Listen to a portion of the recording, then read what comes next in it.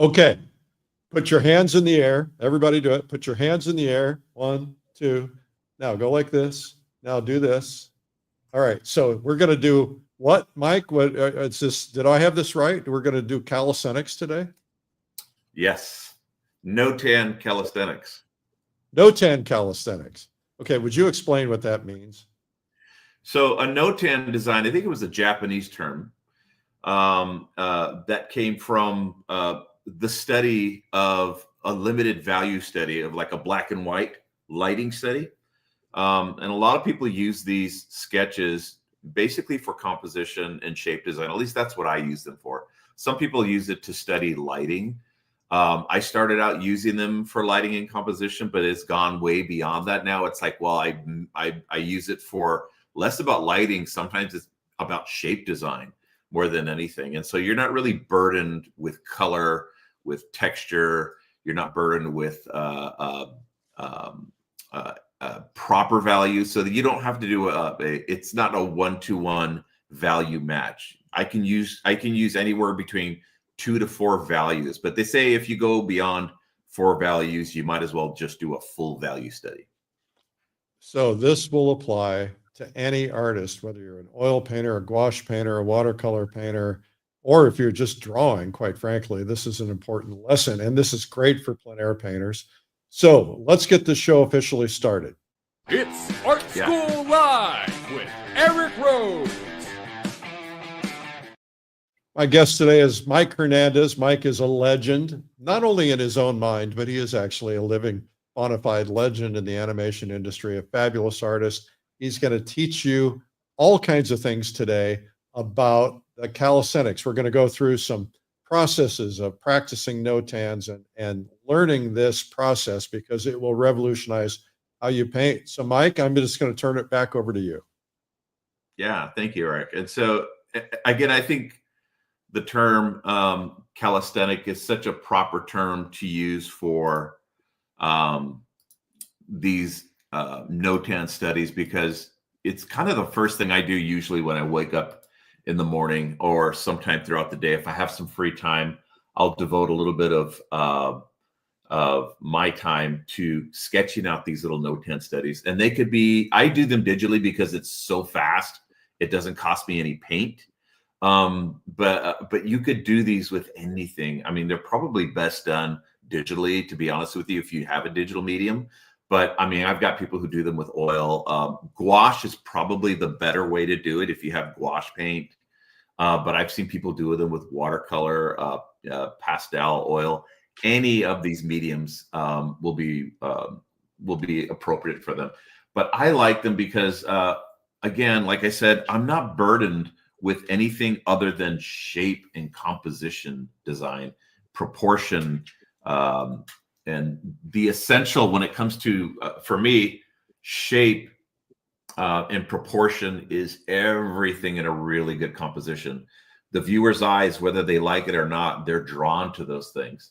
So here I've got a photograph, for example, of, I did a painting of this the other day digitally.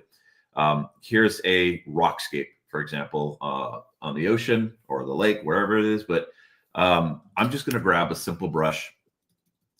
And with gray medium, I'm just going to start sketching the masses of these things. And what's great about these Notans is it gets you thinking in shape, in mass.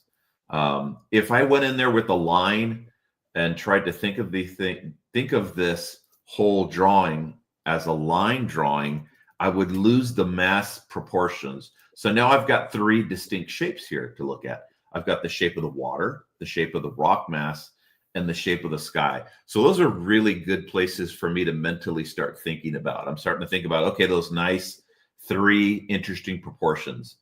So I'm not burdened with the line, no color. And that's the problem, I think, with a lot of people who go out and they're painting, is you go out with too much stuff on your plate. You're loaded with, oh my gosh, look at all the details in the rock. Look at the textures. Look at all the colors, and look at all the edges. You're thinking of way too many things all at once. So this relieves you of the burden of all of those things, and it simplifies it down to, hey, 3 simple values. And for me, I can choose any 3 values. I'm not trying to match the exact value of the overall rock here. nor will I try to match the sky.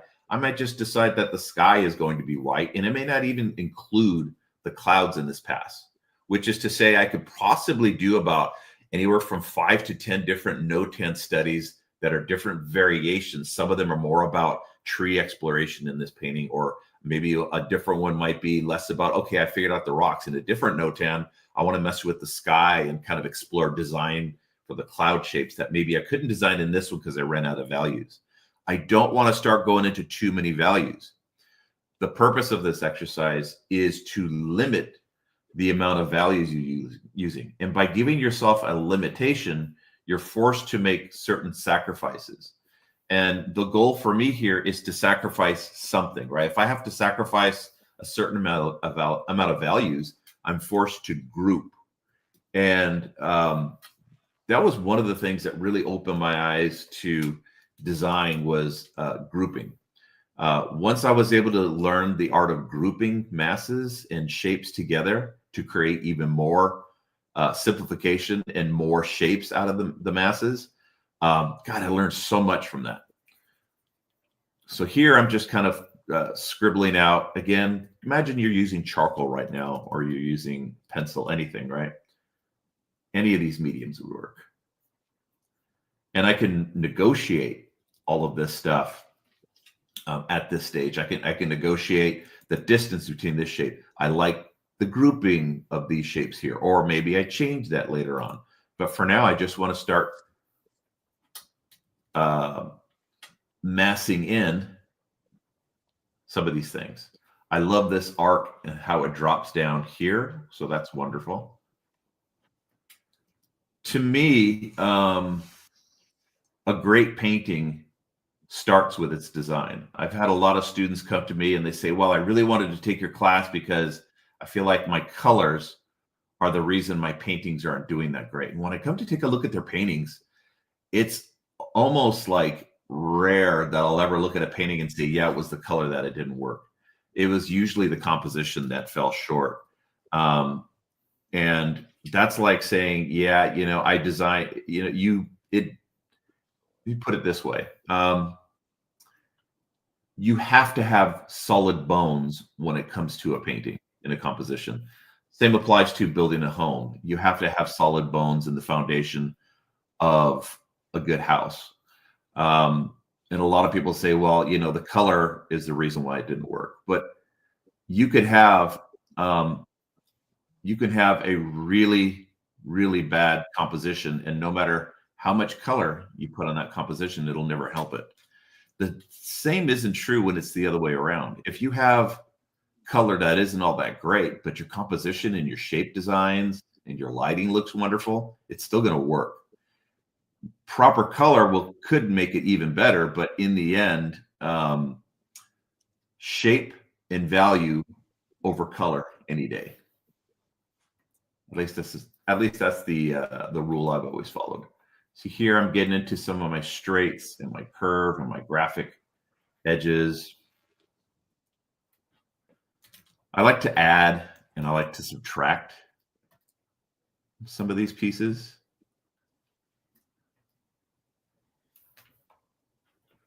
Are you using a tablet? Are you using a PC? What do you got here? Yeah, so that's a good question. I am using my iMac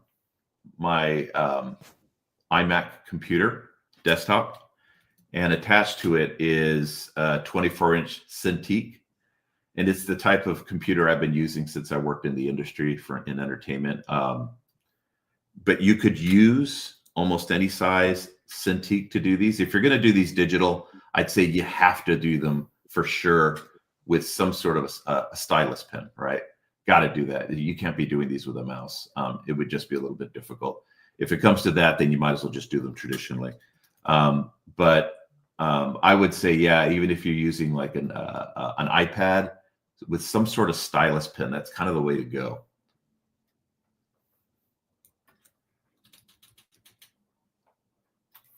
So see that really nice, interesting carved out shapes here, right? That's what it's all about at this stage.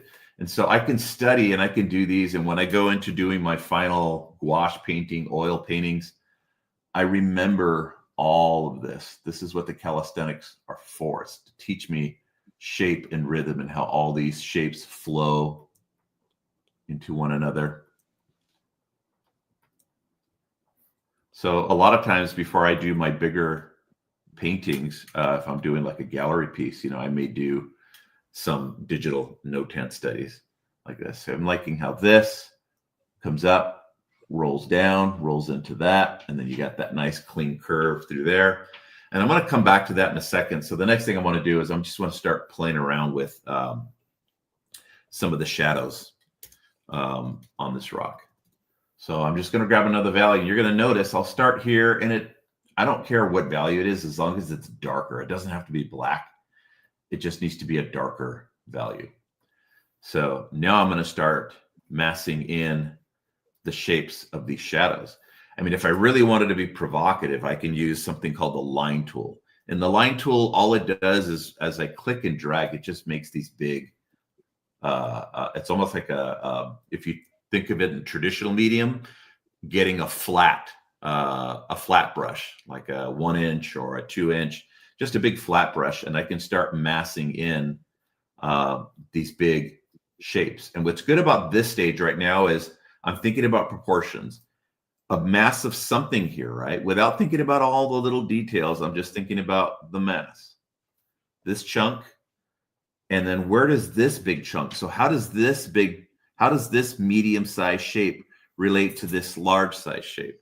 And for me, it's all about shape making, right?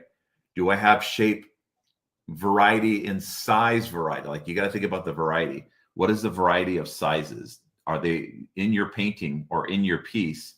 Do you have too many of the same size shape repeating over and over? Not shape, but mass, right? And then do you have enough differences in those shapes? So here I get to measure the difference between what this looks like and this looks like. I can then come back with my paintbrush or an eraser and say, okay, let's separate these two and let's push this over towards the left side a little bit more, all right? And then we'll cut into that shadow shape a little bit.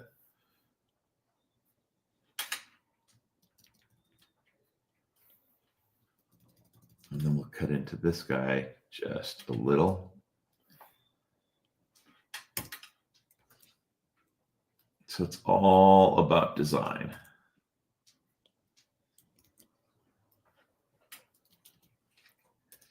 So I like to think about breaking down the big pieces, and those big pieces just get broken down into smaller, more articulated pieces as I get towards the end of the painting, and making sure I have enough variety in here. The eyes love variety of all these different shapes, many different shapes.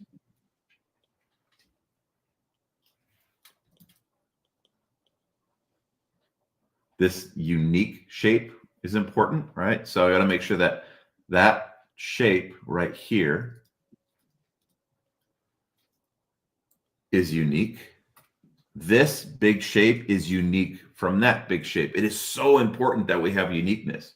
What would be really boring in this painting is if I thought of these shadows as a shadow shape like this, and then like that, and then another shadow shape coming down like this, and another one like that. See how there's just too many parallels and they're both boxes. Everything's just the same over and over. Too many, sure, this is smaller or this is larger, but there's too much repetition in the same look. And there's not enough angular differences in here, right? From that angle to that angle to that angle. So we want all of those differences in there. That's why this is such a great place to explore all of those different possibilities.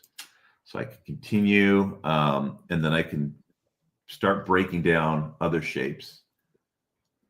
This connected here, how it flows and rolls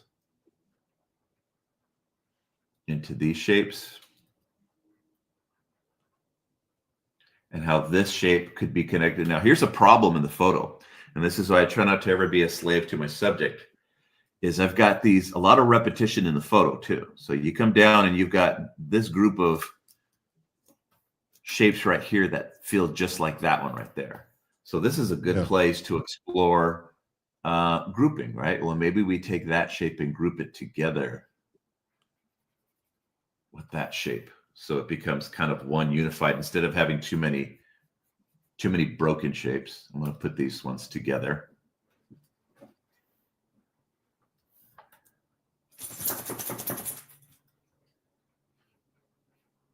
Are we having fun yet?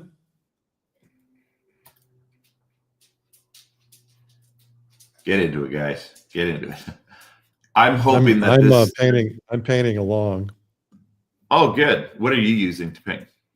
I'm using my tablet. Is that the iPad? iPad, yeah. Yeah, I'm using Procreate. Yeah, Procreate, Heavy Paint. I don't know if they have, I think they have Photoshop Elements you might be able to use on that, but yeah, Procreate is perfect. Any one of those would work. So another thing I got to be very, very careful about in this composition that I have to pay attention to. Again, this is why it's great to not have the burden of colors and rendering or modeling, any of that stuff, right? Right now, I'm thinking about the essential things like shape design, proportions, composition, flow, rhythm. And as I'm looking here, I go, all right, what is my proportion to lighting? I don't want to have 50% light and 50% shadow, right? That's just going to make it busy. That makes it busy. That's part of what makes an image busy, is having 50-50 cut. So as I look at this, I got to think to myself, all right, well, I need to do something about those proportions. Right now, it's getting kind of close to being a 50-50 split. So as a designer, I got to make a choice, and I can explore possibilities. Let me do something here really quick. I'm going to subtract white from my palette. There we go. I can explore some possibilities. I can decide I'm going to make this mostly in shadow. What if somewhere off to the left there was a big other rock over here and the sun was casting a big shadow? I'm going to do this on another layer just to be safe. Do that and get rid of the white. So by doing this, I can pretend that there was some other big rock on the upper left up here casting this gigantic shadow, right? And we can change the shape of this shadow a little bit more. We could put more of this in shadow up here. So what I'm doing now is changing up that ratio just to see what it would look like. Either one of these would work, right? Here's one exercise where I'm exploring what would happen if I put most of the rock in shadow. So I'm going to continue to do that. Right now, it's still a little bit 50-50. So I'm going to even push to get more of this in shadow. Now look what happens when we really force what I consider to be like the golden rule of proportion. So the golden rule is something like a 70-30 type proportion, right? It's not half and half. And so this is like 70% shadow, 30% light. You can kind of push it to be 80%, 20, or 60%, 40, but you don't want it to go 50-50. So what's nice here is now I'm able to change up those relationships. So this gives me one version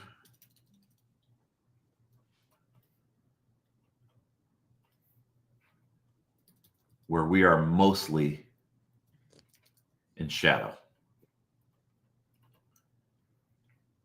And this is going to be really helpful for you if you really want it to be, you wanted to improve your skills on creativity, because this is what we have to do in, when I was a storyteller in animation, is we're constantly dealing with lighting keys, where we're dealing less with color and it's more about light, the proportion of light and how that might help to tell our story and what it does for our characters. This could really help you in harnessing more control over your subject matter, for you to decide, okay, well, what type of proportion of lighting do I want to use? It depends also the type of painter you are. I know some people are realists, meaning they'll go out in the field and they just don't mess with what it is they're looking at, and there's nothing wrong with that either. I'm less of a realist. I'm a little bit more of like an illustrator. I love to illustrate, and just kind of, I look at the subject matter in front of me as a starting point, and then I just kind of go from there. All right, so there is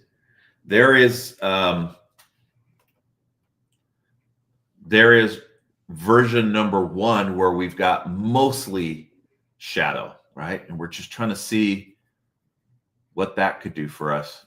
I'm just going to continue to keep pushing and pushing, like less and less, just to get all these little unique variations and unique shapes in here.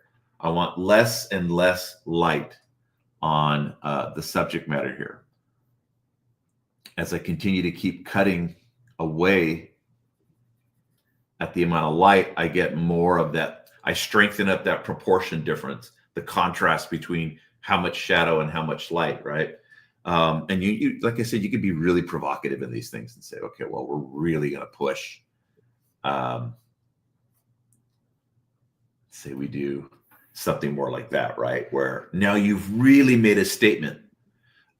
Whenever you're looking at ratios of something where it's let's say it's mostly one versus the other, numerator and denominator in art, your eyes are always going to go to what's mostly not there. So for example, if we have this bright white right here, right? That's 100%. The minute I were to put a little black dot, that only represents 0.001% of what's here, but it's all about that dot right now. Your eye's going to go to what's mostly there.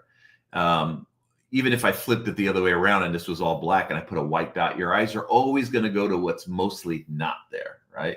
So if we were looking here, the highlights are what's mostly not there, which means you need to know that your viewer's eyes are looking there. Your viewer's eyes are looking at the highlights. Just because you have more shadow doesn't mean the viewer's eyes are looking at the shadow. They're looking at what's mostly not there, right? So they're anchored to these shapes. So then if you know that, you'll have to spend a lot more time in making sure that these shapes of light are beautiful. There's this light comes down and it follows that rhythm. This follows this rhythm. Is everything connected? It's not busy. And you have a lot of rhythm, unique shapes. Everything's beautiful, right? So that takes care of that version. In this version, we're doing the version where it's mostly mostly sunlight, hardly any shadow. So I'm going to eat away at the amount of shadow that's here. I'm going to take most of that away and reduce it to a lot more light.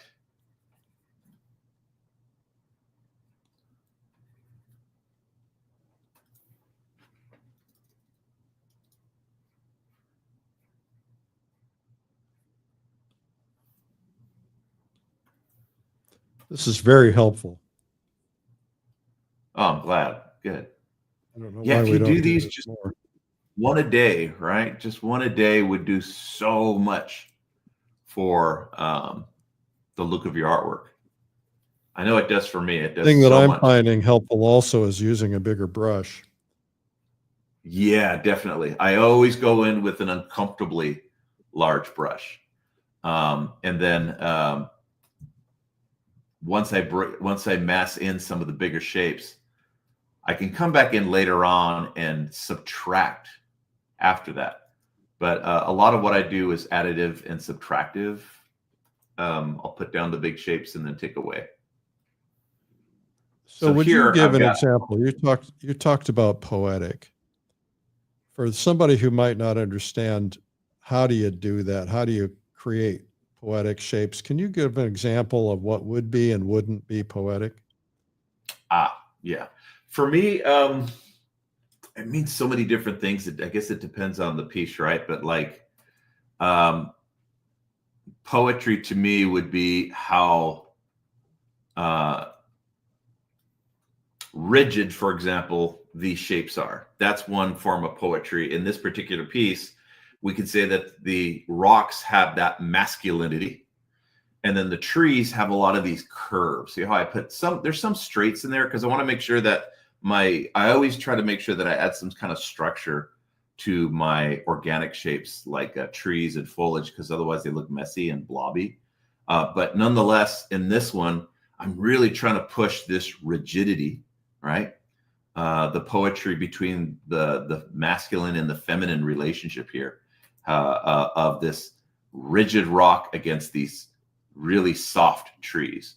And the trees have these nice, elegant curves and round bulbous forms in here, right? You see these bulbs that I'm kind of pushing in there. Those kind of become the feminine parts of the trees to me. Even there are some straights in there. But when you look at the rocks have a lot more of these rigid type shapes in them. And for me, that's one way of kind of pushing a narrative between the masculine and the feminine. And then other things are like how, to tell a story, meaning how these shadow shapes or these highlight shapes reveal something about the way the rock lived, possibly. In this particular piece, I don't know if I've gotten to that stage yet, right? And I think sometimes when I'm doing these calisthenics, I get less involved in too much of the poetry, and it's more academia at this point. For me, the poetry in a painting, it comes from everything. It comes from the way you compose the composition, to all the shape designs, to the subject matter you put in there, and to the lighting, and then to the color. All of those things together will create more of the poetry, right? But when I'm doing these things, I guess maybe I'm a little less, not to say I'm void of poetry in here, a little less about the poetry, more academia in terms of, not academia down to the mathematics, but down to, when we're thinking about shape design, again, my eye starts looking at things that are a little bit more academic, like that line against that line, for example, what I just did here, right? That against that creates too much of an evenness for me. And it's at this point of the exercise, I have to change those things up and say, okay, this short line against that long line. And so it does become a little bit more academic at this point. So I think the poetic stuff comes from maybe when I start getting in towards the final parts of the painting and I start considering the subject matter, the time of day, the lighting. But again, for me, there is a little bit of that in here. There is the masculine and feminine part of things. So a lot of artists talk about connecting their darks. Do you try to do that when you're doing an exercise like this? Absolutely. Because if you have too many broken shapes, it gets really, really busy. So yes, I love to connect. That's what I did right here. If you remember, when you looked here, these two have these two shapes are very similar on the left. And so I wanted to make them unique. But not only did I want to make them unique, I just got rid of having this repetition right here by just connecting to, because I also wanted this to flow down, right? As the eye comes down this shape here, from the tree to this edge here, I can then have it roll all the way across the bottoms of these shapes here. So now I'm going to continue this, right? That follow through that goes like that. As this comes through here, this is all connective. And then through here, I can connect more of those shapes. I may even connect to that shape. It could be really thin, but at least now I have. Doesn't need to be much now. Sometimes it doesn't need to be much. What's really important is I got to make sure that I have those thick and thin line variations in here. So in this one, I can explore and say, okay, well, do I have maybe I have too much shadow. and I can get rid of some of my shadow in here. I could afford to because I need to get more light, right? So I'm going to simplify the read. And I don't like this repetition. See, I have triangle, triangle, and it could be because the photo told me to triangle, triangle. Get rid of one, you know, just get rid of one, do something very different with one. So that way the other stands out and it'll always look better.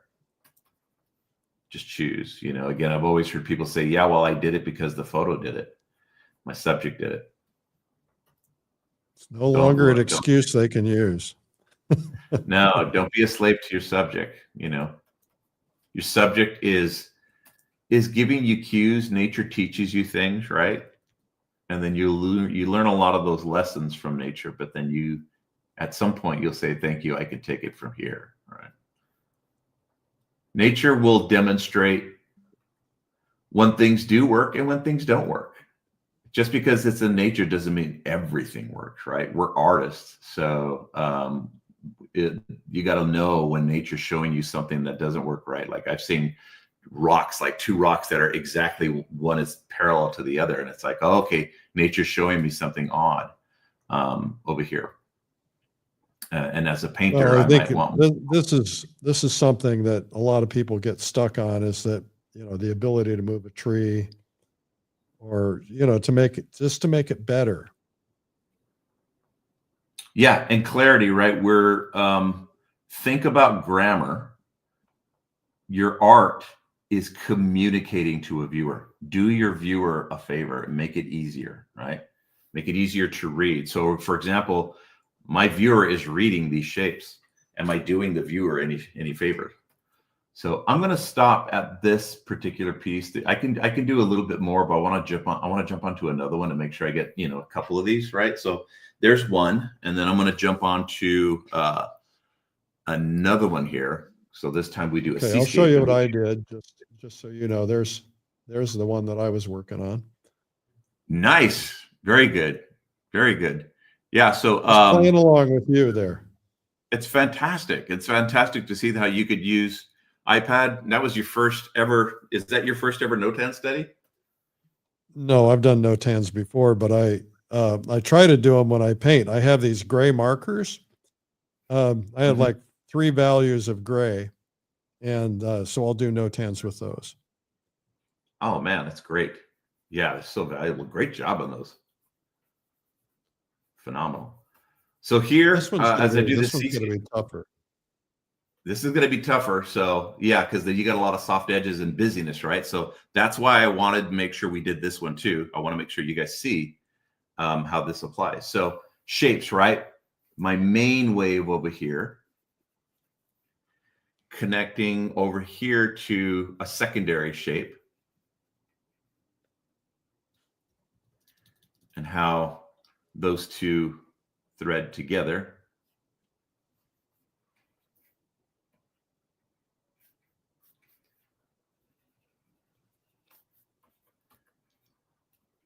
And then right behind that shape, I'm going to do a darker value. And I'm going to put my horizon maybe somewhere right around there, right? That might be a good place to do the horizon. That looks like the state of Alaska. Now you can't unsee it. That's true. Such a good eye. All right, so then what I want to do is continue putting in the rest of my light shapes in here. All of these proportions, right? So this water is coming down and we are crashing through here. We've got light sitting on the base down here.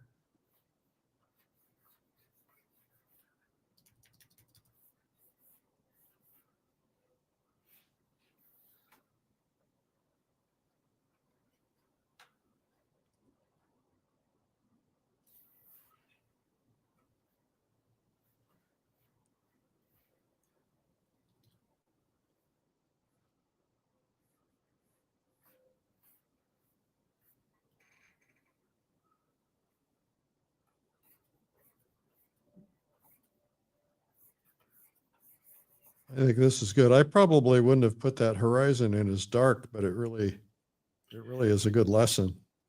Well, so what you got to remember is these aren't value studies, right? We're not trying to nail the same value as the reference, right?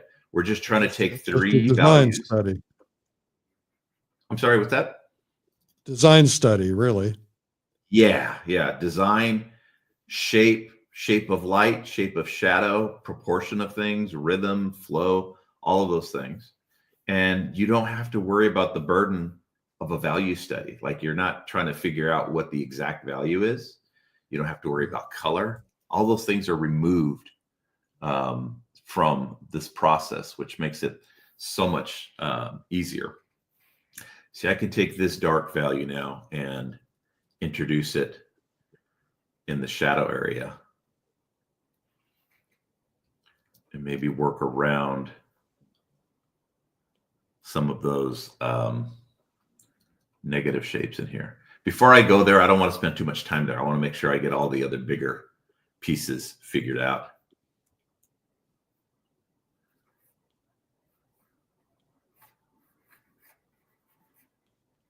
So I like these lines through here, thick and thins. The perspective of the shoreline. I will have some darker shadows. What time do we go till? Just so I know I'm on track. We're going to go. It's you've got about 15 minutes. Okay, good.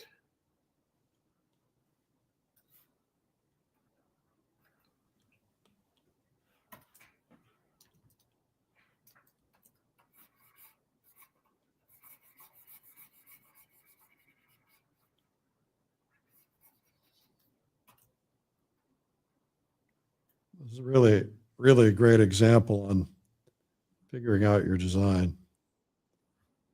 Yeah, something like this. None of us do enough. Something like this this subject matter can really get ahead of you. I know it does for me all the time. You know, just so much detail in here, and you can lose the bigger picture really quickly and very easily.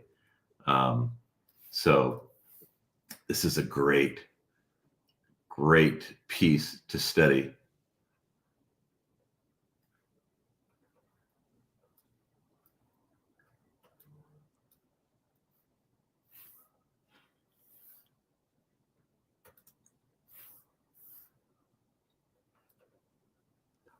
So do you typically try to keep this to 3 values?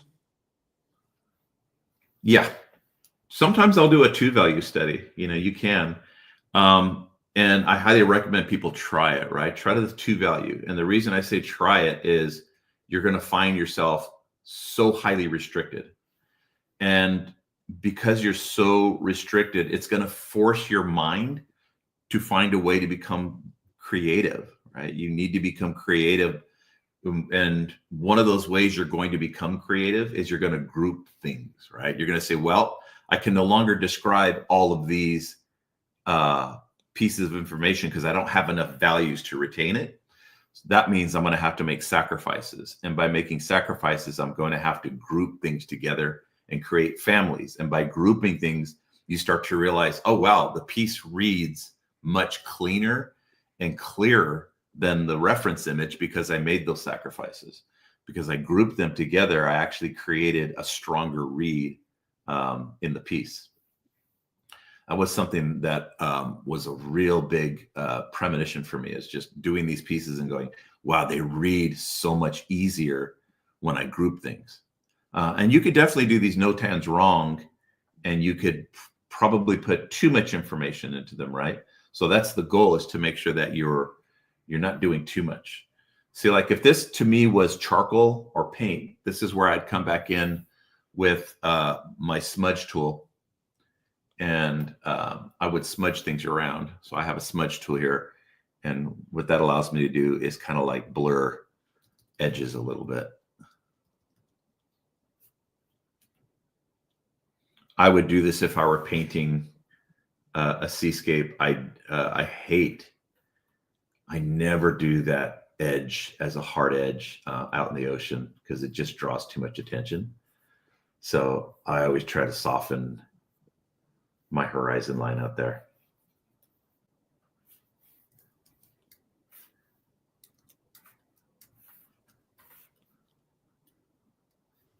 So soften that edge, and then I could do the same with my wave. I can soften some of these edges. Not all of them, but again, I need to do some shape design in them too. First, I got to find the shape of the wave. It can't just be these big blobs. I need to make sure that I also put some kind of a dynamic behind them. And clouds, water, spray, waves, they are a good combination of hard and soft edging. A lot of vapor. Yes.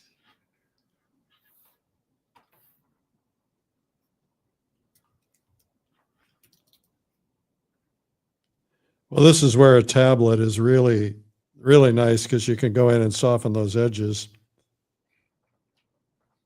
Isn't it? Yeah, it's so great. And that's also where gouache would be great too, because I could just come back in and reactivate the paint.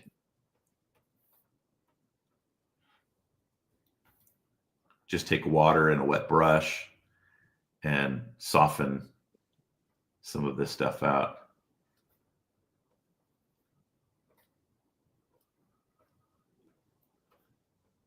Well, I did a painting last night and I kept repainting it. And if I'd have done this, I would have saved all that work. What were you painting? Oh, I was painting a mountain scene with water in the foreground, and just kind of out of my head. But I should have tried something like this. I would have probably worked out my composition here rather than trying to do it on the painting. Yeah, this is going to be such a great tool, I think, for a lot of artists to use. If you know, and I think there's a lot of there's a lot of fear that comes with artists getting into digital medium because it seems very intimidating. It honestly isn't as difficult as you think it is. You could, if you downloaded Procreate and just went on YouTube and found some videos on how to use it, it's pretty simple. Yeah, really easy, very, very straightforward.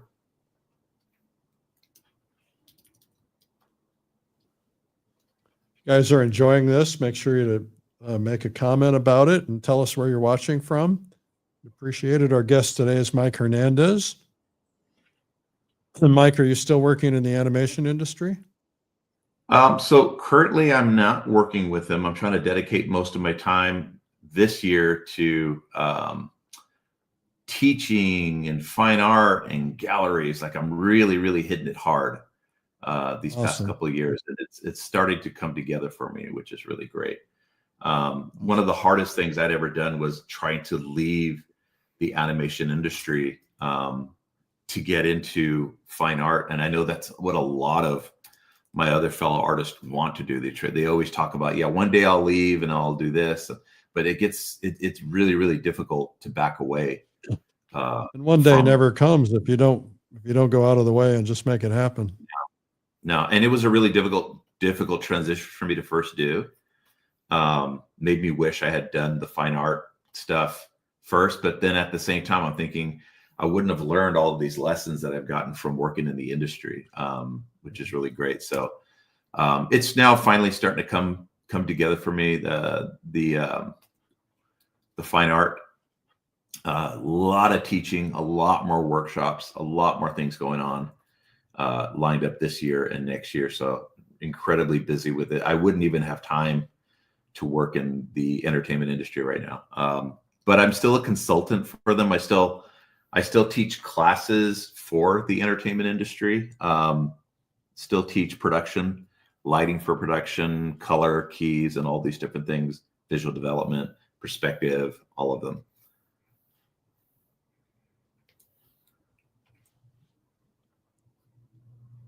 Well, I'm glad you're doing fine art full time.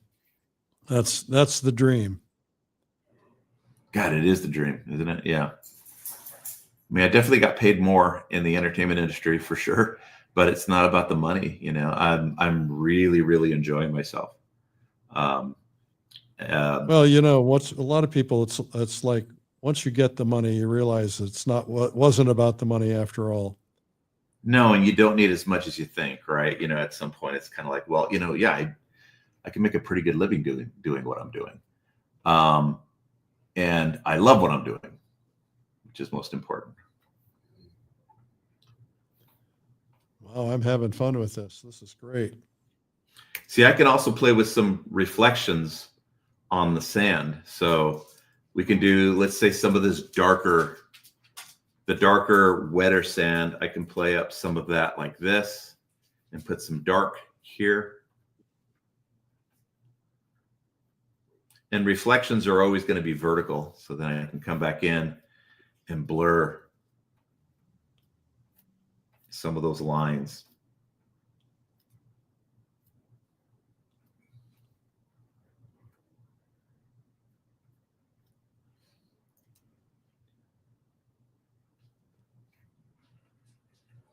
I'm just going to reflect most of this dark stuff here.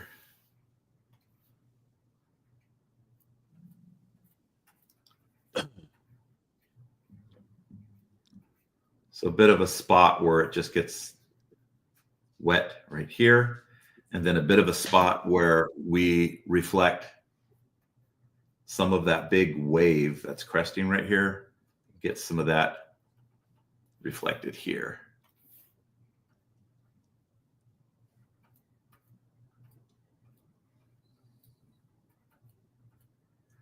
You know, it does this so well. Scott Christensen, when he does any water, but more particularly his seascapes, he's got these beautiful little reflections that he puts everywhere in his painting. He reflects light all over the place. Beautiful how he does it and how he bumps light in his shadows of trees and rocks and things. But when he does his seascapes, I'll see him do this kind of a thing where he's just, you know, reflect these little wet spots. Like even this wave right here would probably have a bit of a reflection. You can see it in the photo. There's a reflection right here. Yes. But I think a lot of painters may miss that and just say, oh, this is just this big dark area. Oh, I see highlight here, but not thinking, well, that highlight is because of that. I know I didn't for a long time. A lot of times I didn't make those connections. You know, I think you see what you're capable of seeing at the time, and things change over time as you get more experience. Yeah. I used to be, people would say, look at that reflected light. I would look, I couldn't see it. Finally, one day it was like, oh, now I get it. Yeah, I was definitely a late bloomer on a lot of that as well. You know, lighting and shadows and other things kind of came to me. I'll tell you, this is fun. This would be a great way to kill time on airplanes. It is. And the first few that people might do on these things, they may struggle through them. And I think struggling is such a good place to be. Yeah. That's where all the learning comes in, right? That's where the sauce is for me, is just all in the struggle. Well, nobody ever said this was easy. Well, I might have said it was easy. If it was easy, everybody be doing it, right? That's right. Everybody should be doing it, though. It's a great way to express. I agree. The more people we can get painting, the better. See, other things I could do that really weren't part of today's exercise was going into my arsenal of brushes, you know, like playing around with some spray.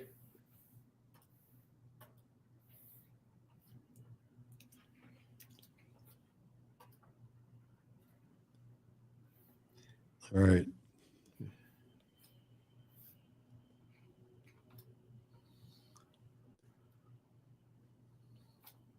Oh, how Just fun. add some resolution to it or something. Other great things, another incredible part of this tool in Photoshop is being able to just go to view, flip horizontal. And I do that all the time in a painting. I'm always flipping my paintings to look at it with a new eye. Because if you don't do that enough, your eyes lose the freshness of what it is you're painting. And so I know in my studio, I've got a mirror behind me in my studio. And I know a lot of other artists do this, right? Where they just, I don't know if you do that, Eric, but I got a mirror that I just look behind me to look at my painting flipped, just to see what it's going to look like with a fresh eye. Because it's so helpful. I don't know how to do that in Procreate. I'll have to figure that one out. Yeah, there's got to be a function for it. Sure there is. But the minute I see it flipped, there's all these realizations like, oh God, yeah, these shapes, or oh man, that color, or it's usually not a color thing. It's just more of a compositional realization when I flip my canvas. Well, I think we're coming up here on our ending here. Yeah, I think I got to doing what I wanted to do. Here, I'll show you my latest example here.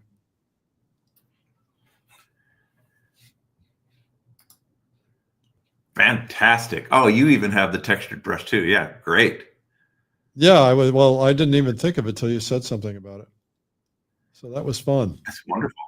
Well, Mike, thank you for doing this today. I think you've inspired us all and taught us a very important lesson. I appreciate it. It's been my pleasure. Yeah, I hope this really inspires artists just kind of pick up this tool set because it's so valuable. I think it'll really it'll speed up your process tenfold. Awesome. I think at least it has for me. So where can people find anything about your classes, etc.? MikeHernandez.com?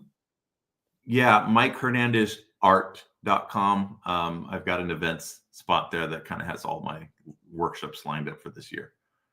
Okay, terrific. And then I want to tell everybody, we also have a couple of videos that Mike has produced with us. They're both excellent. If we can pull those up. This one's called Creating Drama with Light and Color, and then Design Powerful Paintings. Both of these he did on an iPad or on a digital, but they're both really terrific lessons. And he goes into a lot of what we talked about today, but then going in more depth with color and moving things around. You have anything you want to say about either of these? No, they were really, really fun to do. And more specifically, if you're curious about what we were doing today, I think like the digital one that Eric's just showing you that I did for them is a really great place to start too, because most of the time when you're thinking about shape design, you tend to not think of just big giant blocks, right? Simple primitive shapes. And in that particular demo, the whole thing was done with, most of it was done with a line tool. It was all primitive shapes, even the trees, the mountain, the snow shapes, all of those curves were all done with primitive shapes. So it's one way to kind of help bring and introduce some design aesthetic into organic. I think a lot of people, when they approach organic, think of things as too free flow, but I think free flow and geometric together create a beautiful aesthetic. Well, I think the more we can do on design, the better off we're all going to be. This is really terrific. I've got some ideas for some new projects. We'll talk. I'd love to. You're trying to keep busy. It sounds like you're busier than you want to be. I can always get busier, so let's talk. Let me know. Okay, good deal. Thank you again, Mike. Our guest today is Mike Hernandez, and what a fabulous instruction that was. I had so much fun doing this. It's nice to be able to, I don't have my paints in my studio here, but I do have my tablet, and so it's nice to be able to do that. I hope this was helpful to you. Put a comment in and make sure you share this program. A couple of things I want to talk to you about real quickly. We have a big thing called the Plein Air Convention. It's coming up in California, in Tahoe. And we're not going to be in California for a while again. So this is your chance if you live anywhere in the region. Of course, people are coming from all over the world. And this is going to be in May. The Plein Air Convention is 5 days. We have indoor training on 5 different stages. So we have an oil stage or a main stage. We have a watercolor stage, pastel, etc. We'll teach gouache, we'll teach acrylic. We have over 75 instructors, and we go outdoors painting every day together. And those instructors are there working with you in the field. That's why we call them field painters.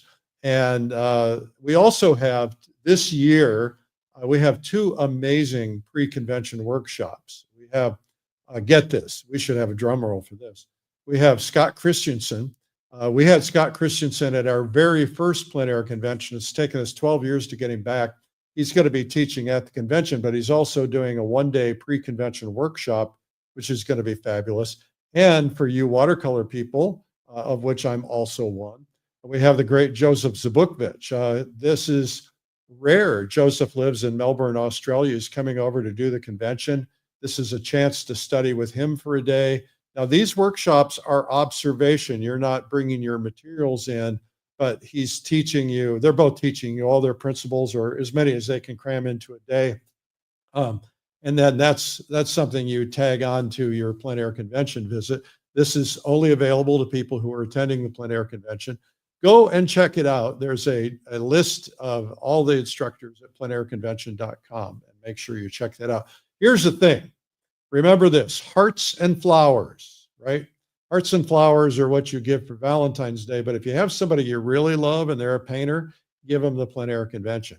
By the way, the price increase takes place on Valentine's Day at midnight. So the best thing to do is to take your sweetheart out to dinner and then slip them a little envelope and say, hey, by the way, I'm sending you to the plein air convention. And if you're really generous, I'm sending you and your best friend to the plein air convention, or your 10 best friends if you really want to do that. Okay, so that's what number 1. Number 2 is we have a brand new event that we've just created. It's coming up in March. It's called Acrylic Live. We have an incredible lineup of artists, including Kevin McPherson is now doing a lot of acrylic, and we have a lot of others as well, Ann Blair Brown, Amy Erickson, Ted Ratz, and so on, Judd Dorsey. I can't mention them all, but this is a fabulous event, and it's 3 days plus a 4th optional essentials day, and it's called immersion. We just came through this with Watercolor Live, 4 days of being immersed in it, and you cannot help but come out the other end a better painter. A lot of repetition, a lot of things, and you can get replays, of course, if you can't make the dates or you can't watch the whole thing live. We have people from all over the world attending.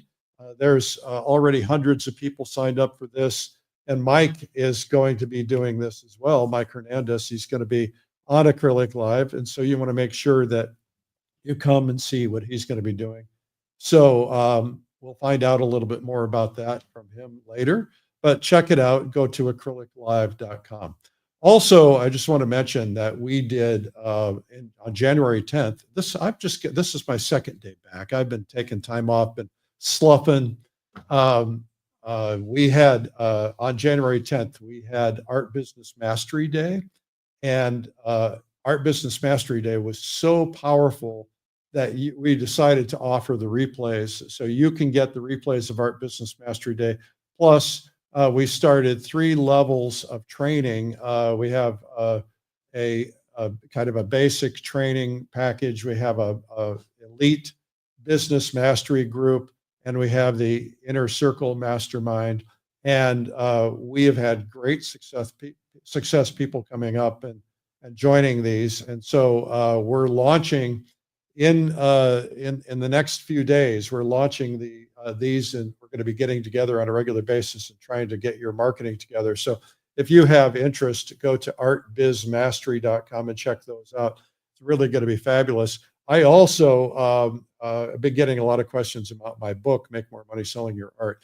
And we ran out. The publishing was supposed to continue. We ran out, and I said, time out, don't republish it, because it needs to be updated, because there's some things that are out of date.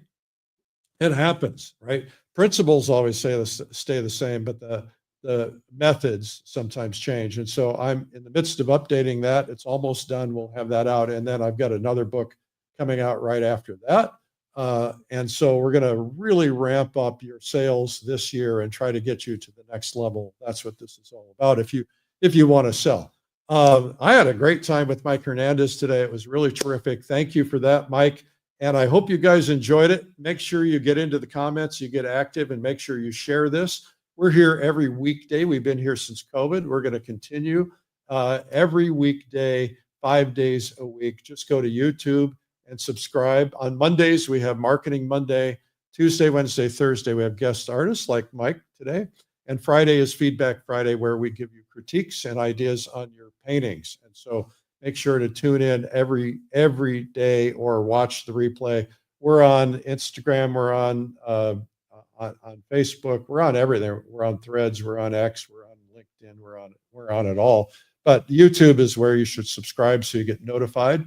And just go to Art School Live on YouTube and then hit the subscribe button. And please give me a follow on all of your favorite social media at Eric Rhodes.